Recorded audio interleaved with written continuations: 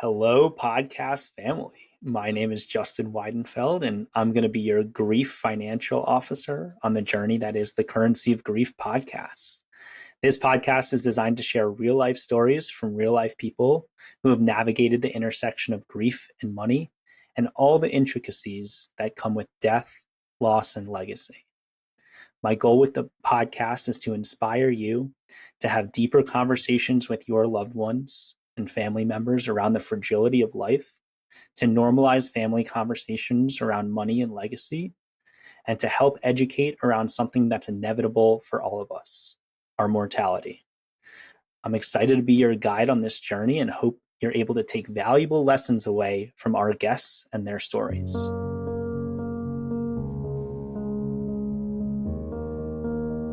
Without further ado, let's meet today's guests. I am beyond excited to be joined in the studio with Michelle Swanson. Michelle and I met via experience camps where we both held the same role. Go experience camps. We both held the same role as associate director in Georgia my first year in 2021. And we rose up the ranks and last 2 years planned camp together as program directors in the boys and girls side of Georgia.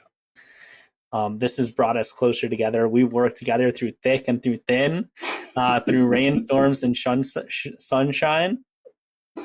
And in addition to her work with experience camps, Michelle is a mental health advocate and advocate for the colorectal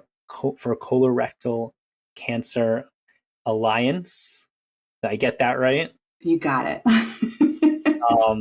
She's a mother and she's an incredible role model. So I am just super excited to introduce you, Michelle. Thank you so much, Justin. I'm honored to be joining you on this amazing endeavor. This is really, really cool. From the first time we met and started talking about, our grief journey, mental health, and all these amazing things that we wanted to do, 5-6 years ago. And here we are. It's pretty cool. I'm really excited to be here. Thank you. Thank you for joining me. And I'm super blessed because we've had bits and pieces of this conversation, but a lot of throughout the years, but I really am privileged to have this podcast as a space where you and I, who have known each other and who've been able work together over the last couple of years, can really dive in deeper into this conversation. And I can ask you all the questions that come to my mind and have the world hear your answer. Yep. Yeah. I think we've had a variety of mini podcasts, over the years, whether it be after hours at camp, around the breakfast table, pre-morning meetings, midday crazy meetings, and then throughout the year as we've planned camp for sure. It's amazing. Well, Michelle, what made you want to come on the Currency of Grief and share your story on the podcast? Well, first of all, you invited me. I did ask you, and I did not give you a choice. You did. You're like, Michelle, I really want you to be a part of this. No problem. and honestly, I was. Like I said, I'm honored to be a part of this in the beginning of this journey, this new journey for you. So, why am I here? 8 years ago, I became a widow at 44, and I've learned so much along the way. How this past 8 years has been a ride in itself. And I think it's so important to talk about what happens prior to when somebody's sick and the inevitable is going to happen. And even if you don't know, somebody's sick, at the end of the day, we're not here forever. And death is inevitable. And what you can do to prepare yourself for that, the conversations that need to be had around it are really important. And I'm here today to share what I've learned and my experiences. So thank you. Yeah. It's episode 7 and you're the first widow. And so it's first widow we're talking to on the podcast, and I'm just excited to dive into your grief journey as well as your financial journey, because as we'll get into, there's just a lot goes on Yeah. in both aspects. And so here on the Currency of Grief, we really don't shy away from the deep stuff. So we dive in deep pretty quickly. Tell us a little bit about your grief story and maybe the timeline. You mentioned 8 years ago is when you experienced a loss, but tell us about Bill and tell us about the timeline of events that occurred before and after. Sure. Thanks. So back in 2016, Bill and I were together for 11 years, and we were not married. In 2015, we decided, okay, we're finally going to say I do. And in June of 2016, was our wedding. Prior to the wedding, Bill was not feeling the greatest. He needed to get blood work done. He kept putting it off. He had high blood pressure and also high cholesterol. So he was on meds for that, maintenance meds. And I had joked with him that week, I wasn't going to get married. We weren't going to get married. I wasn't saying I do unless he got his blood work done. Because we knew there was some stuff going on, but didn't know what it was, thought maybe an ulcer, etc. We got the blood work, or he got the blood work done. And the Friday before the wedding, his doctor called and said we needed to come in the following Monday to see. And luckily, we weren't planning our honeymoon to leave till Tuesday. So we went in that Monday, and the doctor shared that his hemoglobin level was low. It was a 9, supposed to be at a 13 or a 14. And he was concerned, what was going on, if he felt lightheaded, etc. Typical Bill fashion, said, I'm fine. I've got no problems, no side effects. Everything's good. Okay, great. When you come back from your honeymoon, you need to have a colonoscopy and endoscopy. And I had asked, what do we need to do while we're in Hawaii, hiking, canoeing, kayaking, what have you? Doctor said, just keep hydrated, watch for lightheadedness. Off we went. Came back, he had his blood work done, and his hemoglobin was lower to a 7, and he was iron deficient. So he had to get iron infusions, and colonoscopy was scheduled for July 5th. July 5th, they did an endoscopy, and the colonoscopy, they weren't able to finish it. They found a mass. So the end of, we were told he had colon cancer. He had surgery the end of July to remove it. It was stage 3B, which meant that it was, in the lymph nodes, in the colon, but it hadn't spread punctured through his colon. He started chemo in September, and he did a handful of rounds of chemo, wasn't able to do all of them due to his levels being low. And then before the holidays, he became sick with pneumonia. And after the first of the year, he was back in the hospital. He was in the hospital a couple of times between Thanksgiving and New Year's with some side effects and issues. But 7 months later, he was gone.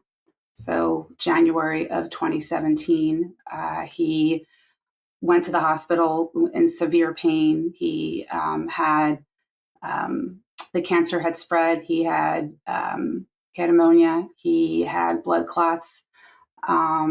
He was put on life support. Because his oxygen was so low, he elected to do that. He thought he was going to get a break.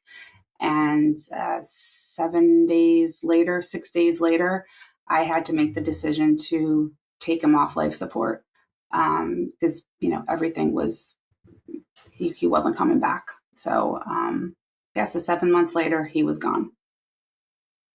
Wow. And, I became a widow at 44, and his stepsons were sophomores in college. I was the only person I knew that had become a widow at my age.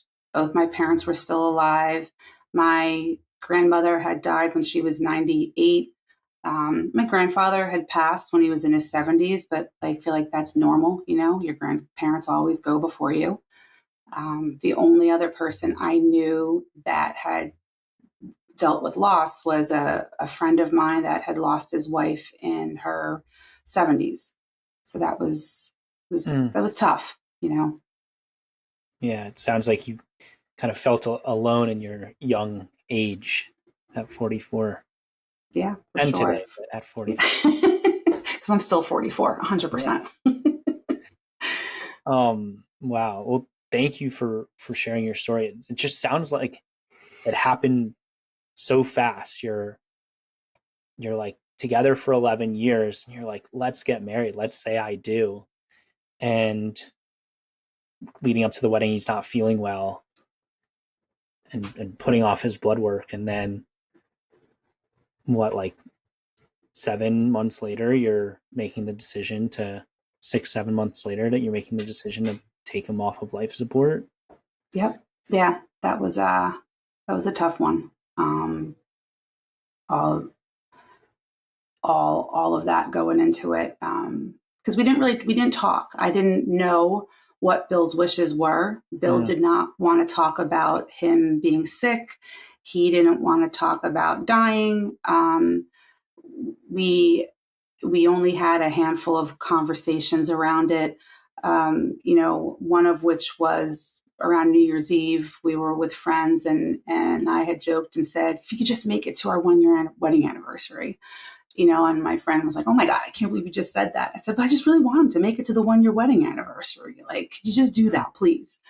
And then there was, when we were in the hospital the one time, the doctor came in to in January when we went, his final time in, the doctor had come in to share what the findings were from the CT scan, and that we're concerned you've got blood clots. We found you have ammonia, and we found spots on your liver and your lungs. He said, but cancer's third. I'm more concerned about your liver, and I'm sorry, I'm more concerned about the ammonia and the blood clots. And I can remember, Bill, I can remember the hospital room where I was sitting in the chair. Bill's in the bed. I'm in the corner. The doctor walks out of the room, and I looked at him and just said, like, wow, like, this really sucks, or something along those lines. And he just looked at me and was like, why do you have to go there? Like, why do you have to go there? And he didn't want to talk about it. So I said, okay, I'm sorry. I won't, like, I won't get all depressive and, all of that. And that was it. And, I remember my son and his friend came, and we were reminiscing about the wedding and how much fun the party was. And, like, hey, we should do this every year. And, typical fashion of just hanging out, shooting the shit, talking about whatever. Bill lived life to the fullest, and only wanted to see the positivity in life. It's not that he didn't like to deal with the negative, but he really wanted to live and just and enjoy life. He lost his dad when his dad was in his early 50s, so to him it was also important just to live to the fullest. Yeah, to tell us a little bit more about. So it sounds like Bill was your second husband, and tell us a little bit more about, like, who Bill was before the diagnosis, for those amazing 11 years together before you actually tied the knot. Sure, thank you. And who is he to your kids as well? Yeah, so he is their stepfather. He came into our lives when the boys were 9.5, 10, somewhere around there. And he, I fortunate to say, like, he taught them the fundamentals. He was there for those formidable years, and they learned so much from him. He was larger than life. He stamped your soul. I like to call him stamp your soul moments. I remember, I don't know, a year or two after he passed, I was like, man, he paid me in full. That old paid in full stamp from like the 80s where you'd change the date on it, because he did. And you can hear him. I know, like, whatever would be going on, you can hear him laughing. You can hear what he's going to say.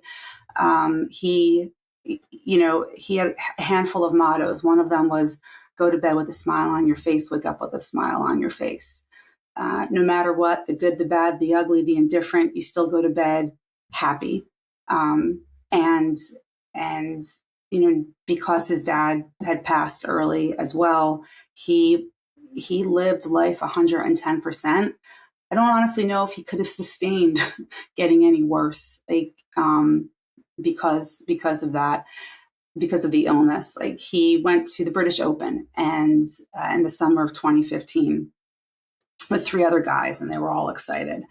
And he bought himself a kilt, and I have a picture of him with his kilt and his Notre Dame shirt. He was a huge Notre Dame fan. He played football. He wanted to go to Notre Dame, but he didn't get in. He jokes that he got into the sister school down the street, Valparaiso, and he played football for them. So he had this proud kilt that he got. We're going to need a picture of that kilt, by the way. No problem. I have one. He loved to play golf. He wore knickers, the whole thing. Anytime there's a golf outing, you have pictures of him in his knickers. There's red, there's plaid, there's blue, there's yellow. The famous yellow ones, when it rained, then they were see-through, and a lot of pun jokes that went along with that. For his 50th, we had a party, surprise party for him at the house, and our neighbor made him a cape that said Captain Exaggerator, because Bill did. He exaggerated. He was a builder. He's an engineer. He worked for the same company I work for and built hospitals, built life science buildings, Wow. Did work at the Philadelphia airport. He was worked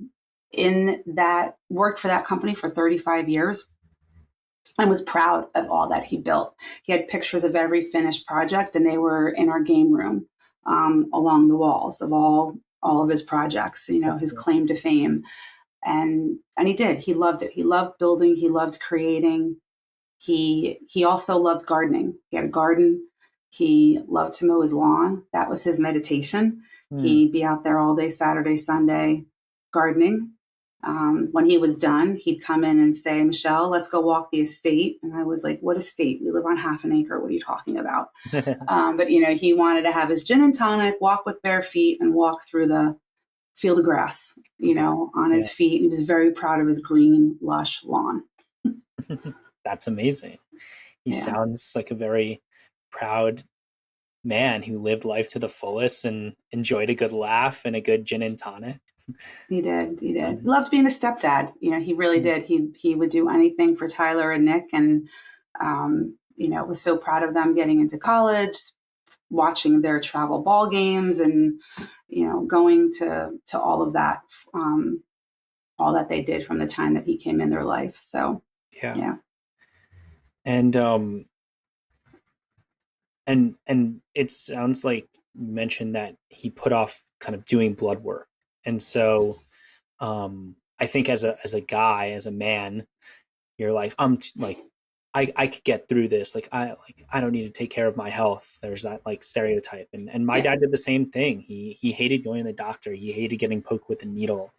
But it's important. So talk to us about what role did you play in him maybe trying to hopefully eventually taking care of his health, but maybe it being too late? Yeah. He did not like going to the doctors, didn't like going to the dentist. He was that stereotypical guy that had the trauma of a bad dentist when he was young. I remember even getting him to get his teeth cleaned whenever that was. It was a lot. I would say, I don't understand how you can build a building, how you can build a $1 billion hospital, but you can't take care of your health. I don't understand. But we joked, he couldn't figure out how to heat up lasagna or find it in the refrigerator. So he really was that stereotypical guy, that cowboy-esque attitude, Superman, but was stubborn in a lot of ways. And he had scheduled a colonoscopy a handful of times, or I did for him, and he kept canceling them. And got to the point that I had said, I think we rescheduled them maybe 2 times.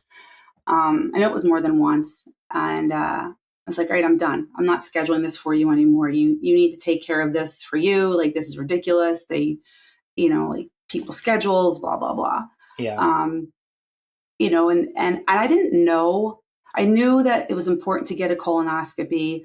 I knew about colon cancer, but I didn't know what I know now, that it's a preventable disease.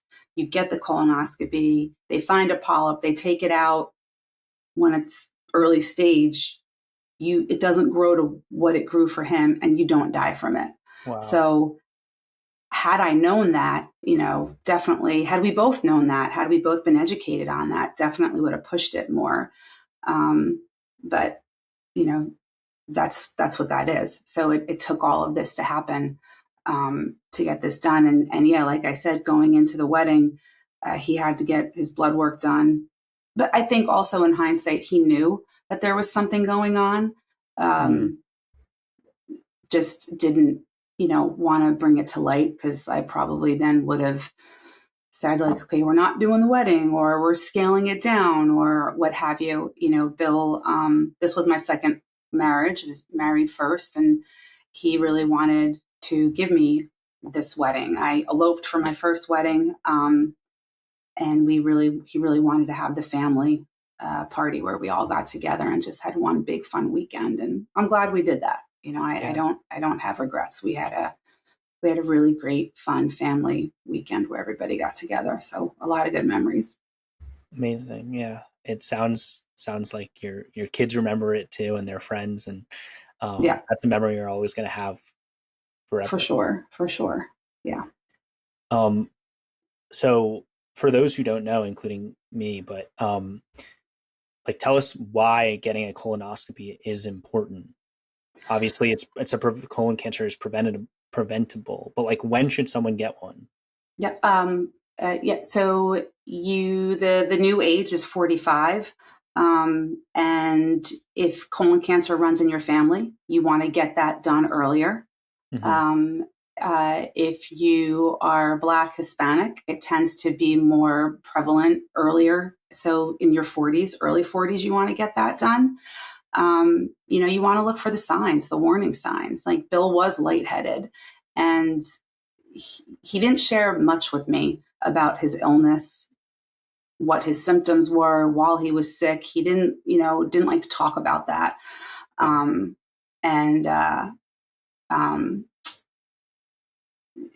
Blood in your stool, pain, distended stomach, not able to eat a lot, not going to the bathroom, all of that are early warning signs. And it's funny, I talk more about poop now than I did before, and I was never comfortable talking about it, by the way. Even when Nick and Tyler would bring it up? I mean, it was one thing when they were little and 4, right? 3 and potty training, yeah. But as you don't talk about that stuff, and it wasn't something that I was comfortable talking about. But yeah, now definitely, if you're not feeling good, all that kind of stuff, you need a colonoscopy. Go check it out. It's really not that bad. So I did get one as a preventative measure because of my dad and the history in my family, and I think I am probably one of the youngest, but yeah, they knock you out, and then you wake back up and you're like, all right, best sleep ever. 100%. Yeah. You wake up and who knows what you wake up talking about. Yeah, exactly. I don't know. It's probably sports or something for me. Exactly. But you mentioned that Bill didn't really talk about his, when he wasn't feeling well, he probably tried to mask it or something along those lines. And so in the months between June and July to January, how did you talk about the cancer diagnosis? I'm sure it was probably hard because you mentioned you would try to bring it up, and he said, don't go there. He was an optimist. Yeah, I also, there's a handful of things that pop in my mind, on this. I was scared. I was anxious, not dealing with my own anxiety around all of this. Uh, I, at times he would say, can you put lotion on my hands? And I was like, you can put your own lotion on your hands. Well, he, that like, and I look back, I'm like, what a bitch, because this guy's in pain and his hands hurt from the cancer, from the chemo and the cancer, and they're raw. And who doesn't want to have your hands massaged? So it like, I didn't deal with it the best at times, but then I also, when he was diagnosed, I had my notebook. It was okay. What do we do? Let's get the CAT scan. Let's find the doctors. I was ready to go to Johns Hopkins and go to find the best. We work for a large company, a Turner Construction Company, and build hospitals, and we have all these resources at our fingertips. And I'm like, all right, let's call somebody. And Bill's like, no, I want to stay here in the Philadelphia area, and we have good doctors here, and I want to find a doctor here. And we did, and it was a great doctor. It's nothing bad about that. He was at Penn Hospital. But like, Bill managed his diagnosis the way he wanted to. His first treatment was on September 6th, and that night he was doing he was out doing fantasy football at Pizzeria Uno, and I'm at the bar waiting for him to finish. And the side effects from his first round of chemo are,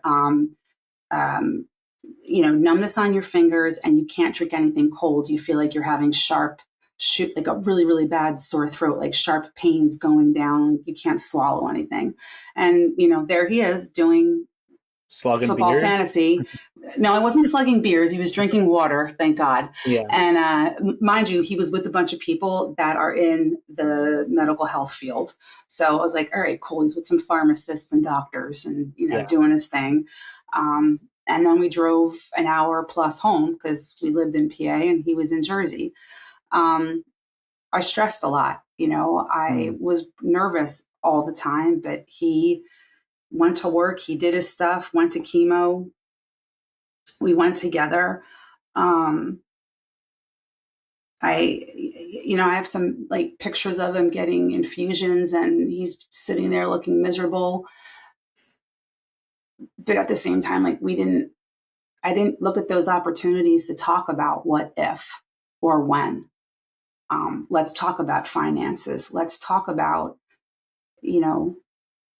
if you're not going to make it, what do we do? What are your wishes? I mean, all I knew for Bill was that he wanted to go out the way he came in this world, which was naked. Like, so when it came time for the funeral, like, I was like, yeah, not doing that, like, this just gives you more spotlights into to Bill's personality. Like, that's fun. He when he had the surgery, he was telling everybody, it's just like drywall. When in doubt, cut it out. They cut a pizza slice of my body out, colon, and took the lymph nodes, and I'm good. They stitched it up, and I'm good to go, and I'm going to be fine. But as we got closer, when he was in the hospital, and between Thanksgiving and his passing, as things were, getting worse, and he was losing weight, he didn't want to, he's still wearing his suits. He's this big guy. He worked out. He hadn't been working out for a while, during his treatment. And I would find him something that was my son's pants or a sweater, or I would say, oh, this was Nicholas's. Why don't you wear it? But really, I bought it because he, like, the drastic weight loss was really hard for him. Wow. And all of that. Yeah. It sounds like, I mean, you were just like a main pick him up from the bar, bring him to the chemo appointments, buy him new clothes when he lost a lot of weight. It sounds like obviously you had to be the rock, and I know I can envision you taking out the notebook of like, hey, let's figure out, we're going to beat this together. Like, let's create an action plan. Like, that's your personality, and who you are. But how did you how did you get support? What felt right for you? My family, my sister, my brother.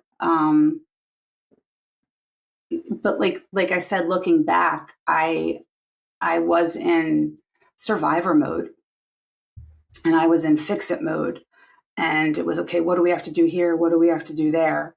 Um, and I was just running on that.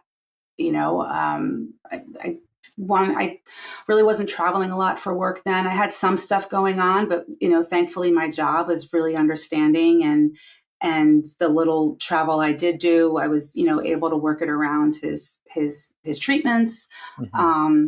And I did do a long weekend with my sister and brother, which was great. We went up to New Hampshire, and it was very much needed. Um, but I also didn't talk about my own feelings. I didn't know how to deal with what was going on.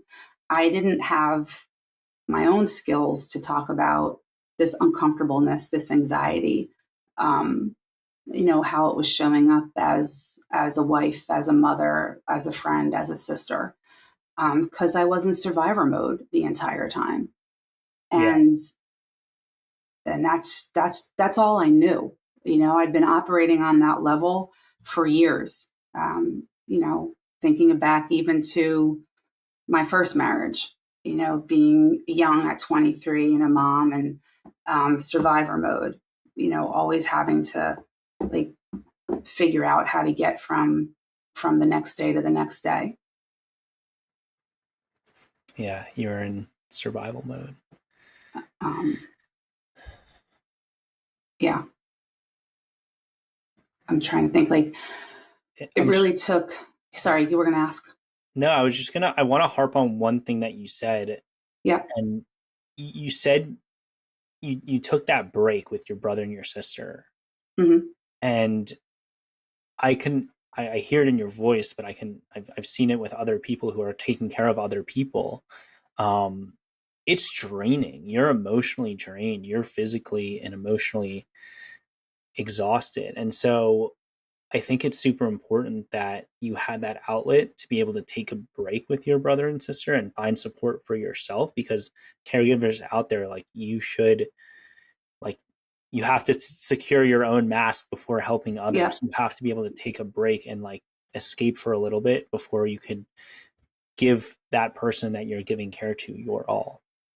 Yeah. You definitely do. My sister at one point called me incorrigible, and I didn't. She brought this to my attention years after Bill had passed. And when I look back, I'm like, man, there really were moments before he passed and then after he passed where I was just like, you weren't going to tell me anything. Like that headstrong, force to be reckoned with that sometimes can be seen as a strength. I think definitely bit me in the butt at times. Mm. And then I wasn't taking care of myself the way I needed to, sleeping, eating well, that mental health part of making sure that, my mental cognitive side of me was able to function, and be there. And I think that even maybe contributed to part of the reason why Bill didn't want to talk about stuff with me, because maybe it was like, maybe I don't want to fluster Michelle any more than she is. We've got the boys in college, all this stuff, finances, um, um, and maybe that's even why he didn't bring things up before he was diagnosed, because he didn't want to. I don't know, right? You can speculate 75 ways to Sunday, Right. but I do look back and think, like he knew that I worried, and he knew that I had anxiety. So he didn't want to add, Mm-hmm. any more to my plate than what was already there. Yeah. Even when, yeah, it sounds like even when he was sick, he was still looking out for you and loved you and cared about you, Yeah. um, and wanted what's best for you and the family. So that's incredible.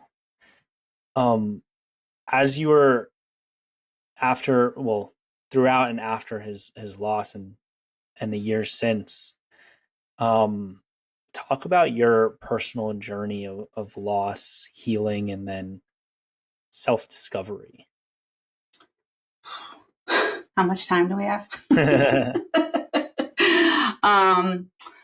Yeah, wow. It's been one for the books for me. I dove in and I wanted to find anything and everything related to helping me through becoming, a widow, grief, etc.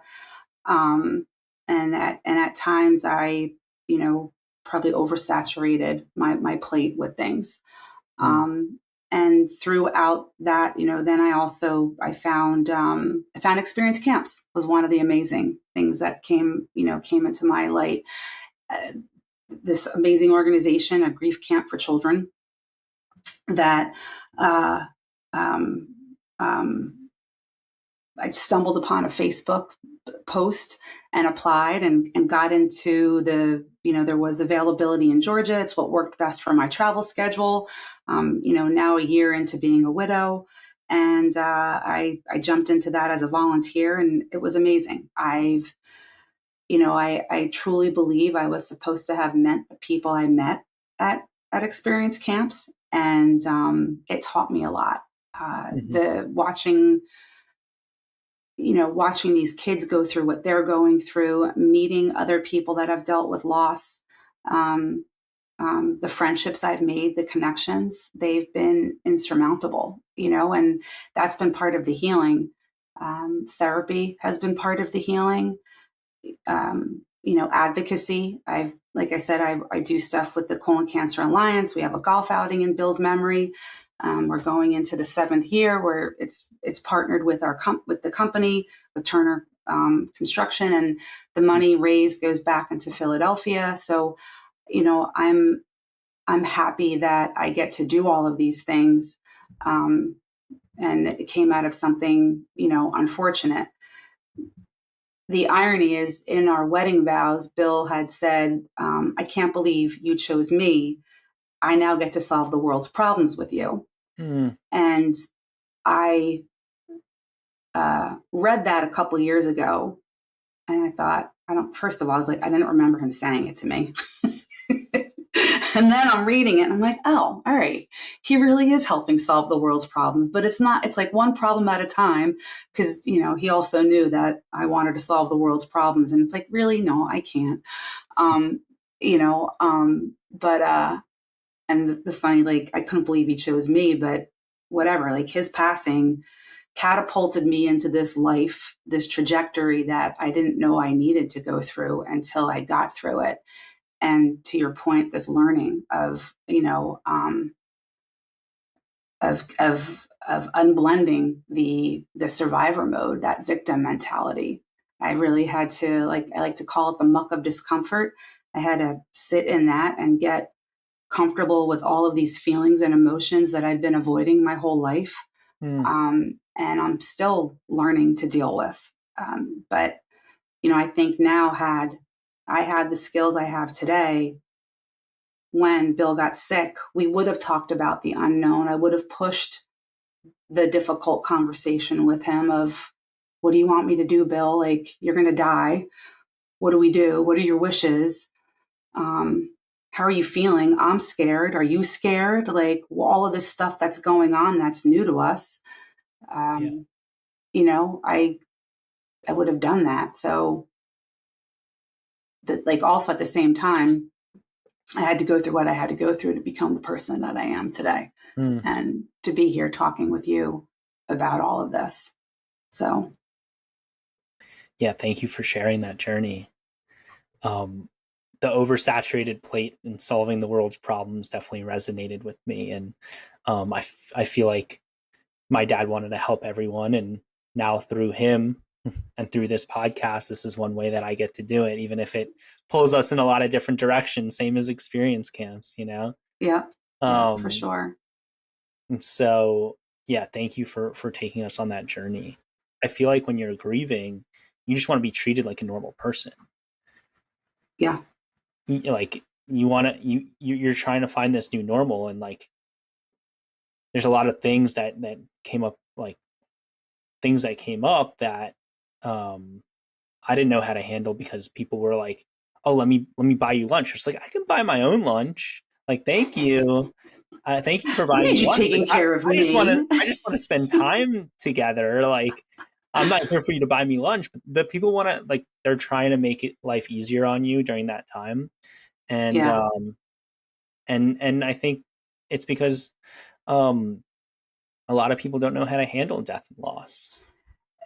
Yeah, they checking, maybe they're checking in on you, or they're inviting you places, and then you maybe don't show up, and Mm, it's like, well, I kept inviting you and then you stopped showing up, and like, so I stopped inviting you, or we took care of you, we did this for you. It's like, but I didn't ask you to do that. I mm, mean, I don't know. It's I think honestly, at times when I do look back, when there's times that I retreated, um, it was, then it was not wondering why I'm retreating, like what's going on. yeah. Um, and in that moment, it's all the feelings, Yeah. it's all the feelings and the emotions that are just uncomfortable. Yeah. Well, it sounds like some of the conversations that you would have had with Bill were around the feelings and the emotions that you would have rather bring to the forefront while he was still alive, including decisions of life support, and I'm sure some financial decisions as well. So Exactly.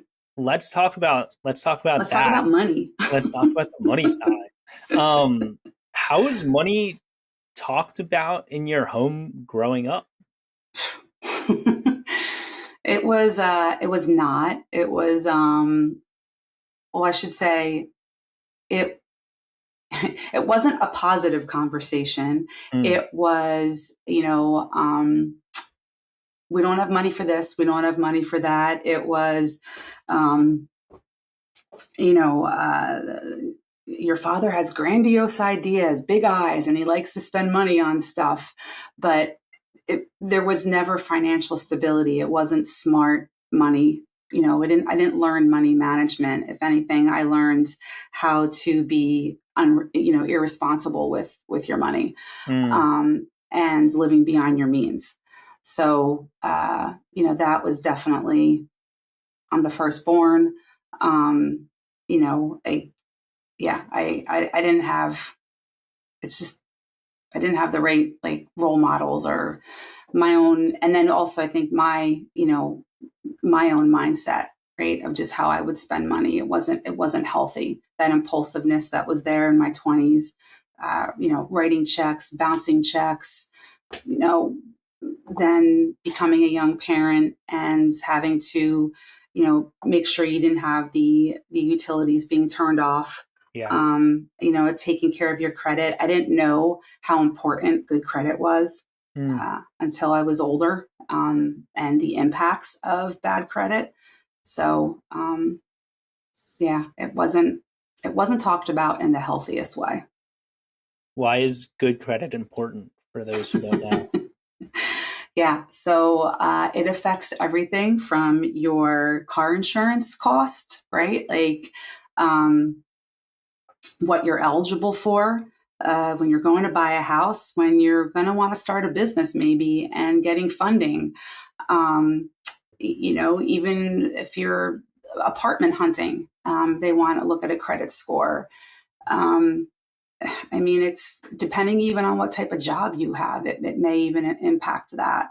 Hmm. It And then also, what it does to your mindset, the mental side of you, by not being smart about your money, having bad credit, feeling like you can't get out of it, building up credit card debt, and then just, feeling really lousy about yourself, like Yeah. that self-worth, right? So it's, yes, it limits you on things, but then there is the psychological impact of it as well. Wow. Yeah. I feel like my analogy is, if you have credit card debt, it's like you're running, like you're in a horse race, but you're running on foot and the horse is on you. It's just like really uncomfortable. Hmm. Yeah, And it it's is. hard to go anywhere. Yeah. You're kind of spinning your legs super quick and not moving to the direction that you want to. And I can imagine as a young mom that getting out of that was probably difficult. And so talk to us about the transition of like when you met Bill. How did your relationship with money change? Um, when Bill and I met, I was in my early 30s, going through a divorce. My credit rate was like a 489. I had a house with my ex-husband. Like, we were living paycheck to paycheck. I was living paycheck to paycheck.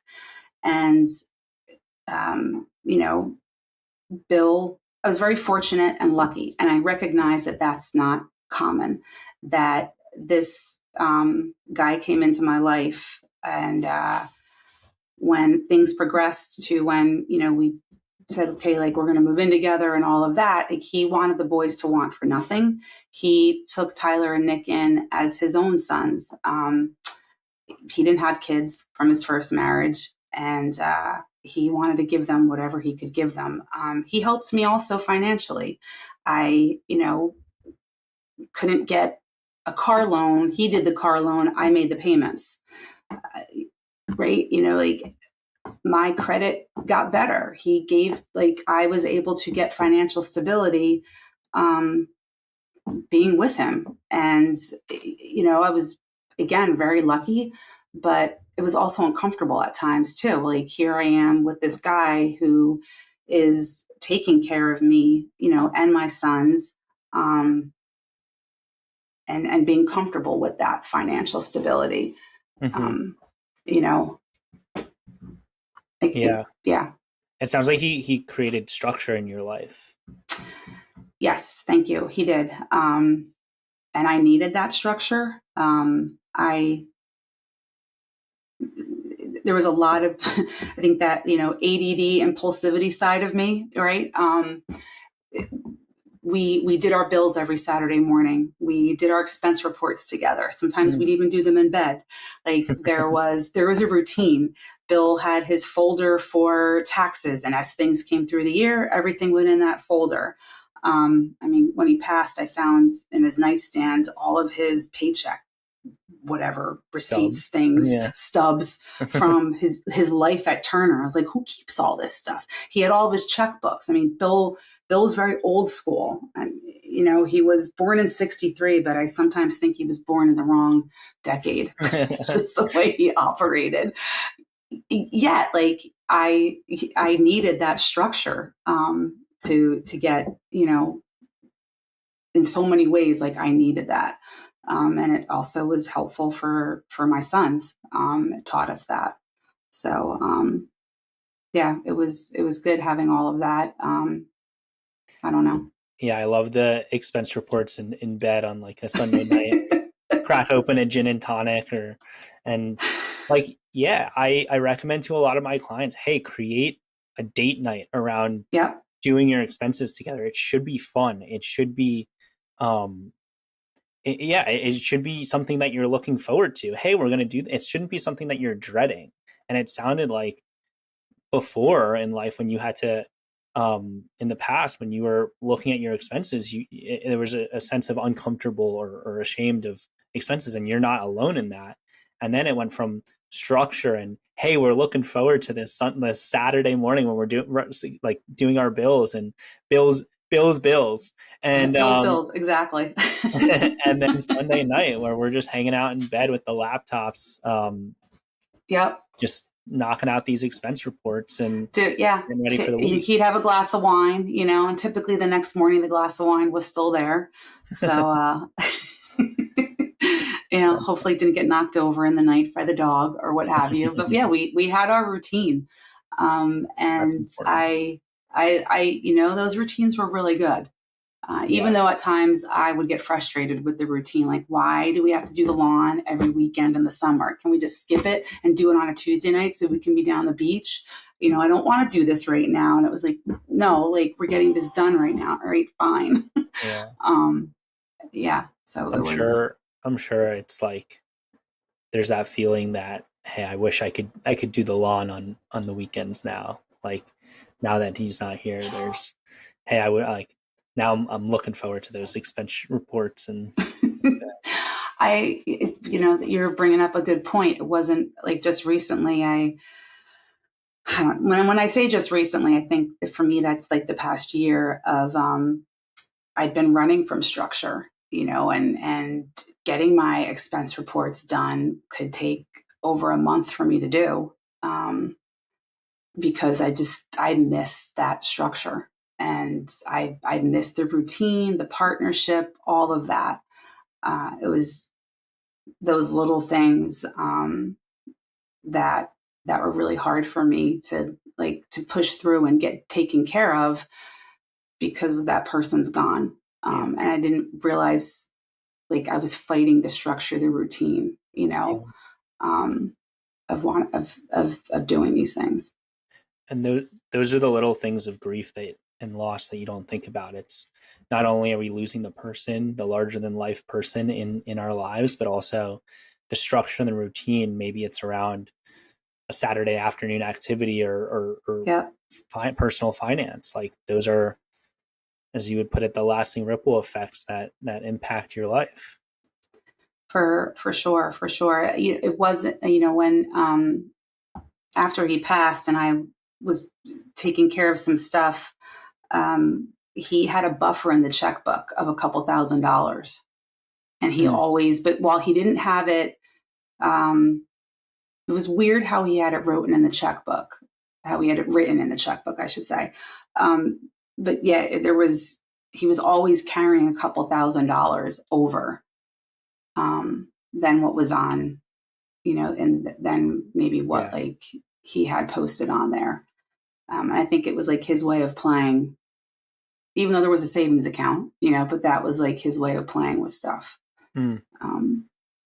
Because he was very routine. He went to the ATM on Monday, took $100 out, and that's what was his spending money for the week. That routine. Okay. Yeah. Oh yeah. That routine. Yeah.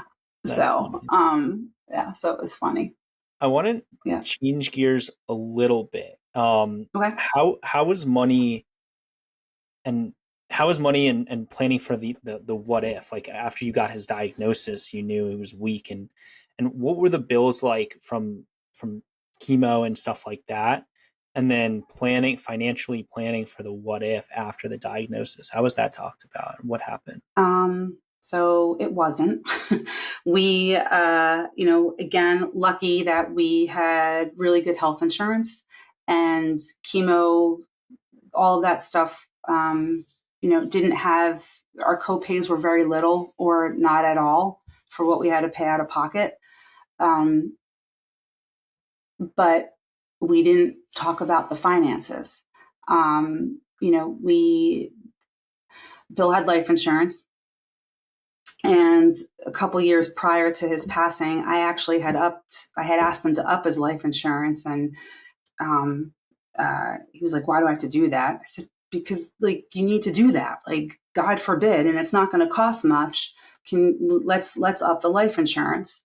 And thank God we did that. So I knew that there was life insurance, and like I had my bills. Bill had his bills. We had a joint checking account, but he still had his own separate checking account, and we hadn't transferred that. We hadn't blended those yet because he got sick, and then we just kept putting it off. So when he passed, my brother drove me home from the hospital, and I can remember coming inside and sitting at the desk, and I was like, "I got to pay bills. We haven't paid anything for 3 weeks. Like I got to pay bills." And I also thought, like, okay, we've just lost this big salary. Bill made double what I made, and the salary's gone. Life as I knew it is changed, and I need to figure out what's got to get taken care of, while that one paycheck was still going to come in.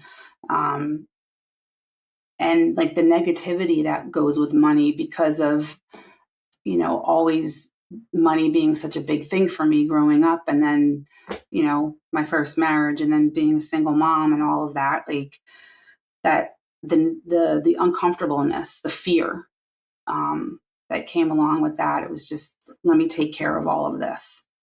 It was just weird. I just remember being very uncomfortable, and it was weird. The fear and uncomfortableness of losing the big salary. Yeah. Definitely. Definitely. And yeah, what has to be taken care of. I was on the deed for the house, okay. Right? So there was bills that I was also while certain things were in his name, and certain things were in my name, like I was on there as a signer on some of the accounts, or I had the information to go in and take care of stuff. So again, I was lucky like that I had that knowledge and I had the access to take care of all of that, because I know that that's not common for all widows, especially like in my situation too, where the house was in his name and we had just gotten married and all that stuff. But Bill, like I was taking care of things before he was sick. I took care of some stuff because he hated dealing with customer service. And I also wanted to always get a good deal. I was like, if I get a good deal on something, I was really happy. So if I could get the DirecTV or the phone bill or the cable bill down, like that was a win-win. I wanted to spend money other places, but not there. So yeah, lower your fixed expenses. Yeah. Lower bills. Exactly. Yeah, so the accounts, like debit card, like was paying for, like you had your own account separate, and then like if you were to do something differently with the accounts, looking back on it, would you have like combined all of them immediately? Would you have had like cash available? Talk to us about that. That's like a sticky subject. People having their own credit cards, and when you're blending households, yeah. Not everybody's comfortable doing that, and I respect that. For me, like I had my own credit card. We had a joint credit card, and Bill had another credit card that was just for him. I think as like time would have moved on, we probably would have kept it that way, but then had one joint account. I mean, really, like we did share everything, that's maybe we would have gotten rid of our single credit cards, like, cause we did, like, it wasn't an issue. I mean, he even had gas cards, and I remember he was so excited to give the boys their own gas card. I was like, why do they need a gas card? Like, who does a gas credit card anymore? But he was really excited that they each had their own gas credit card. That's so yeah, all of that. I think, like, what would I have done differently? No, that's helpful. Yeah, that's helpful perspective. And then you mentioned life insurance, and you mentioned you asked him to up his. Mm-hmm. But I know there's like a weird feelings around life insurance, and when you probably got the life insurance check. Yep. So,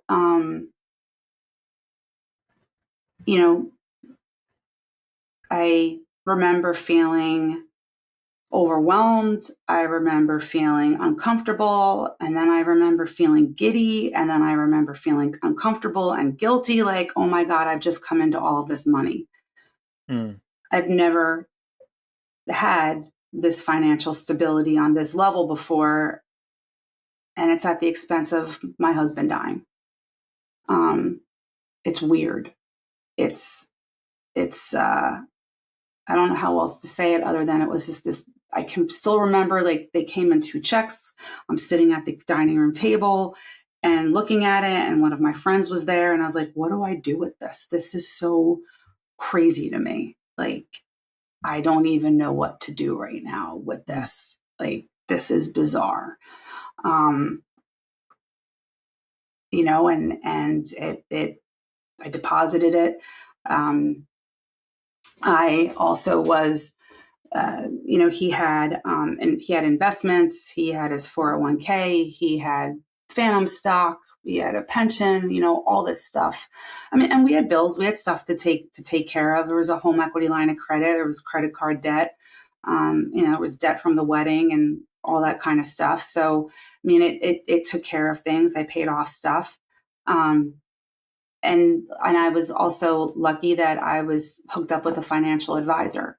And this financial advisor took the time to get to know me, came down and met me, in New York. He lived in Connecticut, came to Philadelphia, and sat down with me and really, okay, like what are my goals? What's important to me? What's my story? And to help me so that I, putting this money in wise places. But then also having some, cash and savings on hand for what ifs, which I'd never had before. And, that was all just uncomfortable and weird coming into this. And yes, I spent money and I was frivolous on some things, and we went on a vacation and took the boys' friends, and, we all went to St. Thomas and did that. One of my sons would, worry, mom's spending too much money, right? So there was all of those conversations. It goes to like how I was brought up, not to talk about it, or the uncomfortableness with money and the shame, the negativity around it. Where in hindsight, like, no, like this is financial stability. How do you want to make sure that this money is not going to be gone in an instant, that, you've just lost your spouse, you've lost that income. There's a chance that you may never remarry. Okay, so what does life look like for Michelle so that she's not relying on her kids to take care of her when she's 65? What's that financial stability look like now so that I'm making the right decisions, and I'm not making decisions based off of feelings and emotions in that moment? And those are things I wish I talked to Bill about. Like, I wish I had those conversations with him to hear what, just to talk it through with him. Because you can talk this through with a friend, but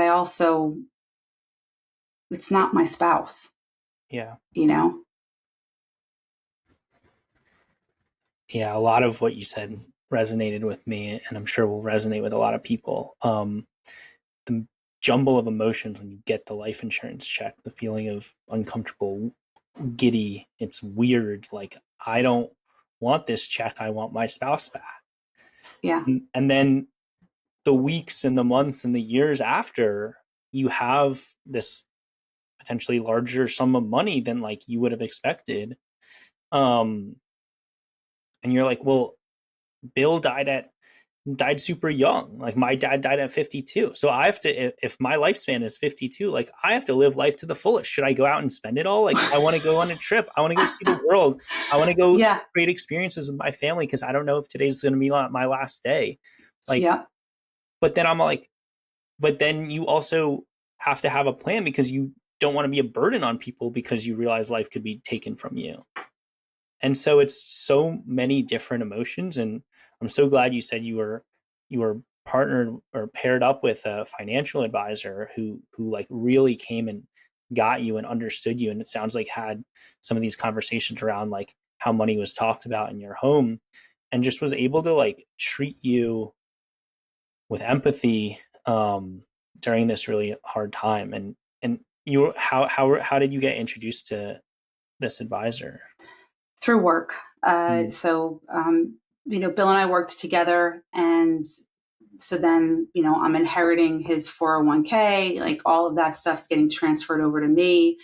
And, again, a huge blessing. I'm very thankful and appreciative for this, because I know this is not the norm, that you work with your spouse. And then the fact that, yes, like there was all this stuff that I inherited.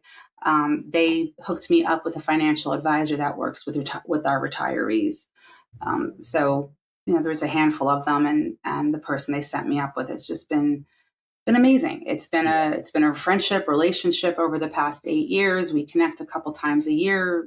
We've gotten to know each other on a deeper level, and he knows my struggles, my ups and downs, and what's important to me, and what I want to get to. And then he gives me the guidance as well, or directs me on, who to talk to, and some ideas. And he's educated me. He's taken the time to educate me on my portfolio, the growth, what I'm investing in,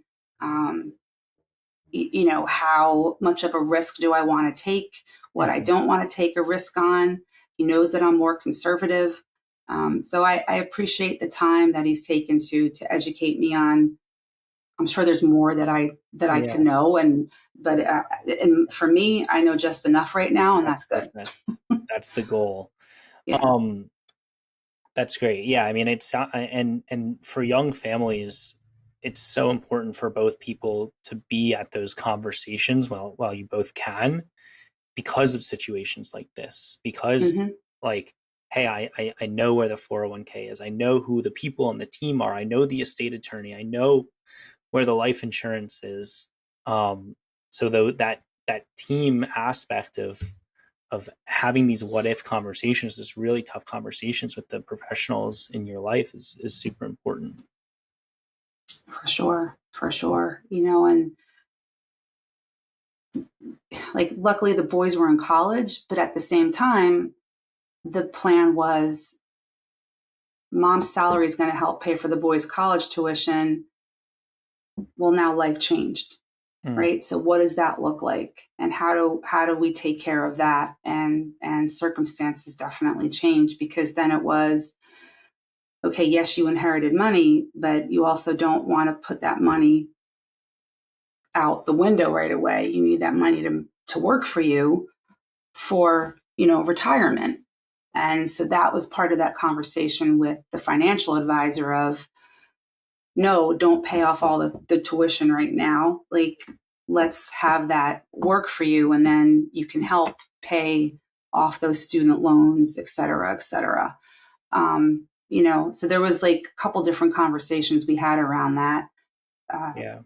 Because also, like, I also know student loans aren't bad debt to have, right? Like, if you're going to have debt, like, that's considered like one of the better ones. And it could be an argument, what have you, but still, like, how can I help them with that? Also making sure that I'm financially stable. Yeah. Because if I live to 80, 90, like, making sure I have, that money in the bank that I'm going to be okay to live on, and not be that, financial burden. And I want to have a roof over my head. I want to have a house, right? I don't want to have to be paying rent. I don't want to have to be worrying about things when I'm 80 years old, 70 years old. Yeah. You have to secure your own mass before helping others. And even as a mom, that may mean your kids. It may mean, hey, son, daughter, like you may have to take out student loans because we're going through this transitionary period. Yep. And that's okay. Like, we're going to work together on this. It's going to be part of the conversation. It's not, hey, you're on your own, I'm on my own, like, see ya, because of, like, money shouldn't get in the way. There should be a strategy around it, and it should be part of the forefront of the conversation. Well, exactly. And then I had to get comfortable talking about money and finances. Well, same thing, finances with my sons, because I didn't do a great job talking about it with them, teaching them, so then that became, it was just things that I avoided, so then that really became in my, like, okay, like, how do I help them? I don't want them to make the same mistakes that I made. It's one of the cardinal rules of a parent. Like, you don't want your kids to make the same mistakes you made, yet at the same time, it's also how you learn.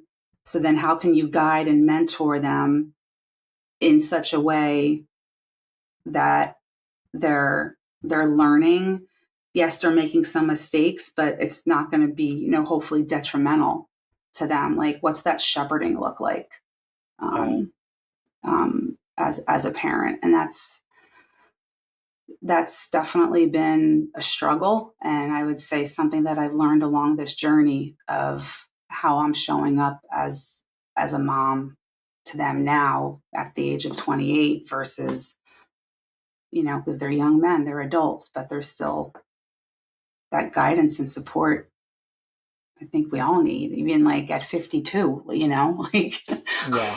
I feel like I'm just coming into myself, this whatever iteration of Michelle this is. It's definitely an interesting ride to be on.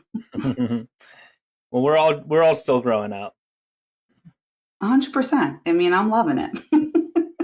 No, I'm a young 52. Like I'm a big kid. You're a camp We talk counselor about at heart. camp. Yeah, I'm a camp counselor at heart. All I want to do is, do college league, s'mores, be on the bouncy things. Yeah, s'mores. Go climb something, do slip and slide. Oh yeah. All right. So, how has your view on money, family, and legacy changed since Bill's passing? Wow. It's really important to me to, create the space and build that foundation within your family structure, whatever that family structure is, to create that, if you can create that generational wealth, right? It's a term I think we hear a lot now. So, what are my sons going to inherit? I'd rather them inherit positive things as opposed to a burden. And that it would be making sure that, they're sign holders on my my bank statements. They're on my utility bills so that when that time comes, they're not having to go get, power of attorneys to deal with things. That, that I've created, like you've created an estate, and that helps them out better with inheritance, with taxes, etc. Mm-hmm. Learning what the inheritance laws are, nationally for the state that you live in, etc. Just to make it as easy as possible for them, so that it's not when you're in that, you've just lost your parent, you've just lost somebody, and it's already a burden, and it's a burden. You're like, oh my God, like you're the mayor of Sucktown and you're miserable, and like you don't want to be where you're at, but you got to deal with it, and there's all these emotions and feelings going around, and it's like one more thing to deal with. But if you can set it up so that your family, your loved ones aren't going to be burdened, I think like that's so important. And to have those conversations with them, to know where things are at, so that the legacy is viewed as more in a positive way than a negative, burdensome way. That stuck out to me. It's not just the money. It is part of it is the logistics. It's like, hey, you want it, but what you said was, you said basically you want your legacy to be positive. So positive experience afterwards, positive experiences throughout life, a positive like values, and maybe values around money, or positive values around just treating people with treating women with, because you have sons, with chivalry. Just give them a legacy that you're proud of, and it's all that you leave behind, your achievements, your name, the experiences that you had together. And you touch on something too, because when I think of how Bill spent his money and lived life, going to the British Open and buying this kilt and doing this extravagant road trip for 10 days, 2 weeks with 4 guys, and that was just one of many things that, he did. He loved life, and he loved to experience new, fun things. And I do too. I love to travel. I'm always up for an adventure. I'm always up for an experience. I mean, it's not, ironic, right, that I'm came upon experience camps. So yes, like when I go and my sons inherit, my legacy and money, like have fun, live, do something that you wouldn't have done, be smart about it, make sure that you're taking care of things, and you have that what if happens fund, for the emergencies, so because life happens. You also don't have to live in this state of fear of, oh, I can't do this, I can't do that. If you're fortunate enough, I don't know, you can create experiences. Doesn't matter what your financial background is. Like you can do it. Yeah. And the other thing though is life insurance, right? Like we had it through work. Make sure you get life insurance. You can afford it. Don't put it off for when you're older. Put it off when you think you can afford it. Every bit counts. Like that is so important to have that, and to even be investing. Like when both of my sons got their jobs right off the bat, I had said to both of them, invest the max in whatever your company matches you at.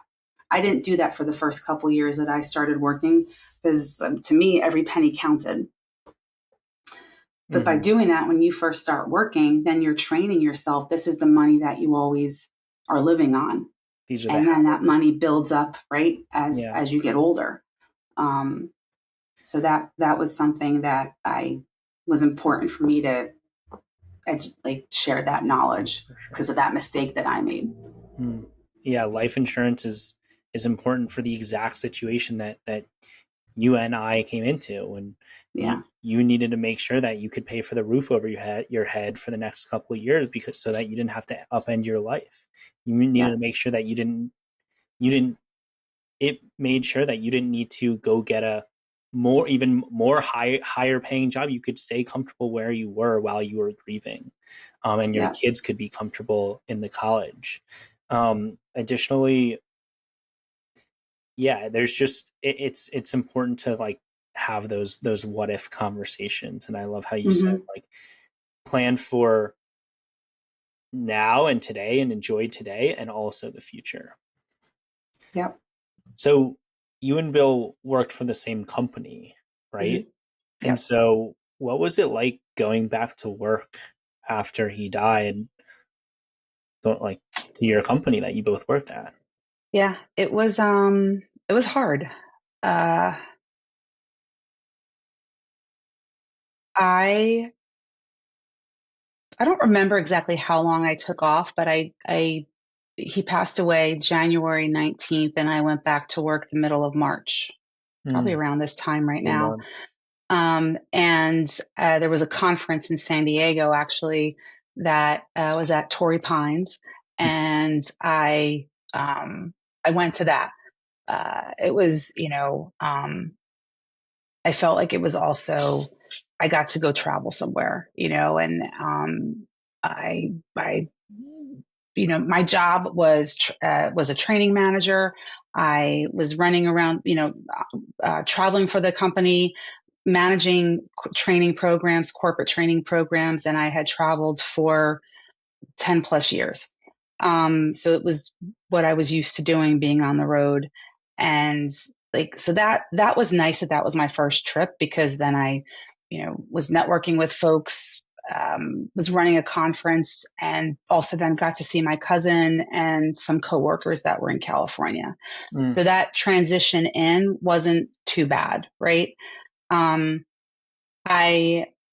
time progressed and it was the summer and it was the fall, I wasn't doing well. I was struggling. We, on the flip side, we had a golf outing, an annual golf outing, out of the Philadelphia office. And that's where Bill was a PX, a project executive. And that's where he was running multiple jobs. And again, like some of them, were in the life science, industry. Yeah. So the company renamed the Philadelphia golf outing in his memory. Wow. And that took place that September. So, it was I wasn't part of the planning committee. There was a committee doing all of that, but we, had it in Bill's memory, and then money raised went to the National Colon Cancer Alliance, and we developed a partnership there. So that was the first big event I went to for the Philadelphia office, which is where I started back in 2001. And, Bill had spent 30 something years with his career there. And it was hard, going to that. I remember going to a staff meeting and being in the office for the first time, which was probably a good like 8 months or so after he passed. And it was weird. I could see him, like where his desk was. I had a desk in the office as well. After he passed, our operations manager was in the hospital, and I remember his name is Greg, and he had said, "Michelle, what do you need?" I said, "Could you please just pack up my desk and pack up his desk? And I don't ever want to go in Philadelphia again. I can't ever go in there again." Like that was the mindset, like right after Bill passed in the hospital.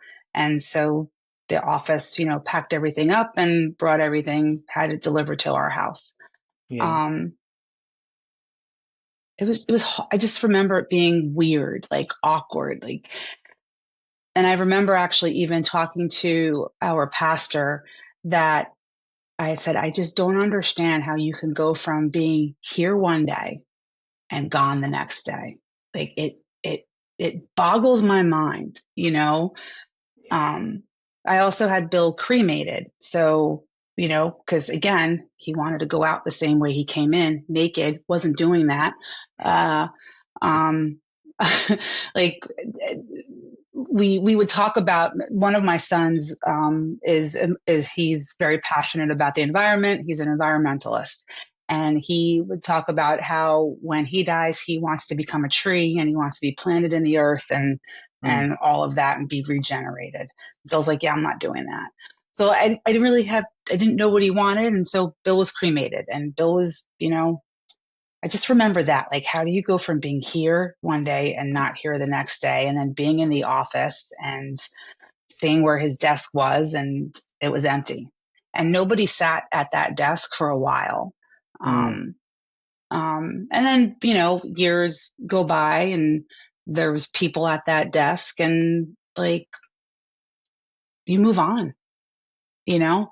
Um, the first couple years when I was traveling for work, the company, we have 10,000 employees. So there's people that started out of Philadelphia and then they've moved around the country. And I would run into people and it was, oh, Michelle Swanson, and you're out of Philly. Oh, you're Bill's wife. And I knew Bill when, and then they would share stories. And so, it's cool hearing those stories of when Bill was a young, fresh out of college, 20 something year old, and learning all of that.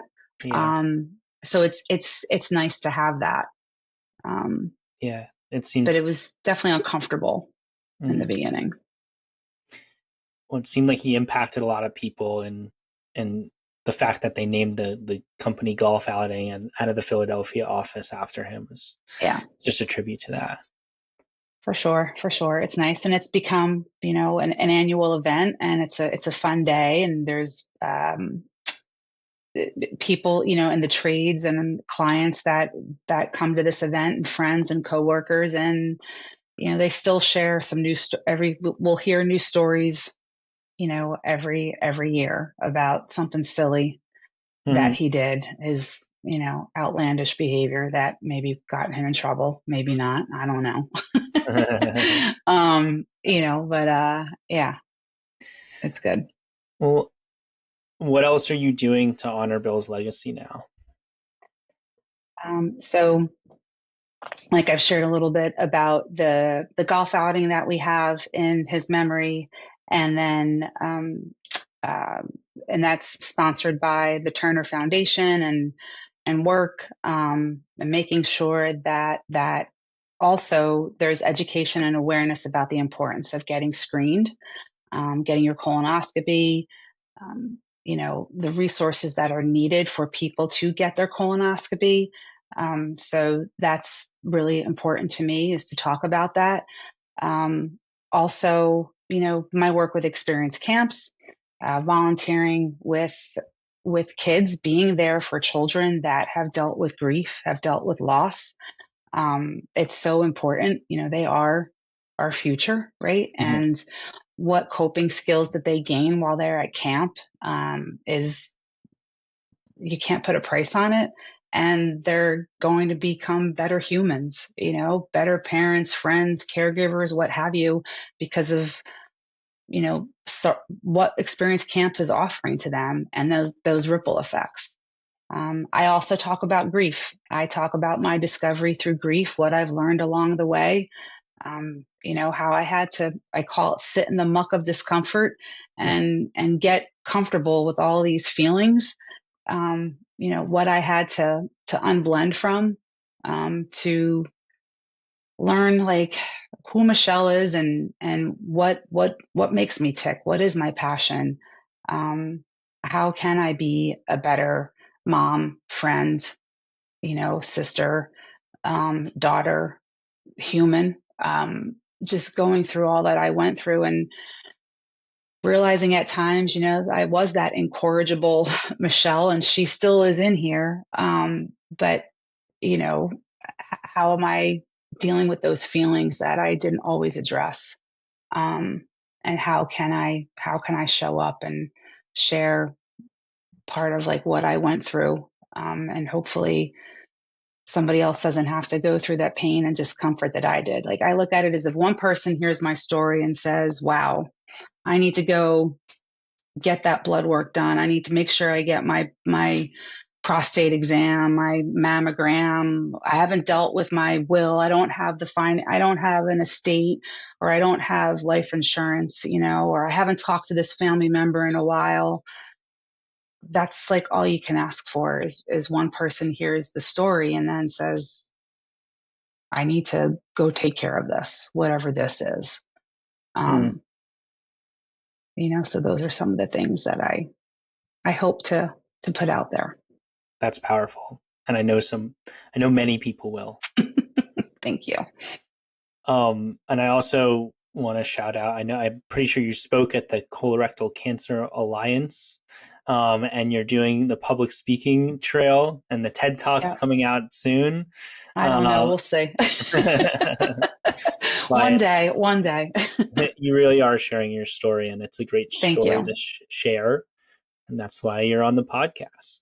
Thank you. I'm excited. I am. It's good stuff. So I'm honored to be here. And as we close it out, though, I just want to ask you for one last grief mantra or words of wisdom. Is there something that you want to leave our audience with, and help them in their battle of grief? And their battle of grief. Get comfortable with the uncomfortable. It's okay to be the mayor of Sucktown. That's the quote that I was looking for. The mayor of Sucktown. It's okay, and it's okay. Find your stamp your soul moments. They're out there, and create them, and find the joy. Like, there is joy in misery, and you can smile and laugh, and all do it while you're being the mayor of Sucktown, and know, like, you're not alone. You're not alone. Definitely. Michelle, thank you so much for your time on the Currency of Grief podcast. Thank you, Justin. I'll link the golf tournament and your LinkedIn to the show notes here. But it's been an absolute pleasure to record an episode here with you. Your story is incredibly inspiring, and you made such an impact on so many people, I know, in your close life, and hopefully this impacts hundreds of thousands of more people and all the listeners. So, podcast family, thank you so much for tuning in to another episode of The Currency of Grief. It's a great day to have a great day, so go have a great day. We'll see you next time. Great day. All right. Thanks. Bye-bye.